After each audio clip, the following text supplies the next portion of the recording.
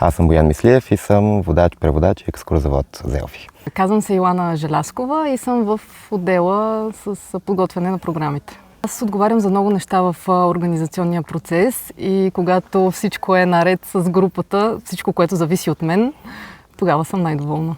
Хората, които седат в офиса, изписват до последната запетайка и детайл нещата и това ни прави на нас работата много лесна и всъщност свободното време на хората наистина незабравимо. Казвам се Милена Илиева. Аз работя и в офиса, част от отдел развитие, в същото време и водя екскурзии. Любимата ми част от работата с Елфи Турс е възможността да общувам с един изключително шарен, интересен екип. Почти всеки от Елфи Турс има творческо занимание. Едни танцуват, други пеят, трети се занимават с художествена гимнастика, което придава една изключително цветност в един офис.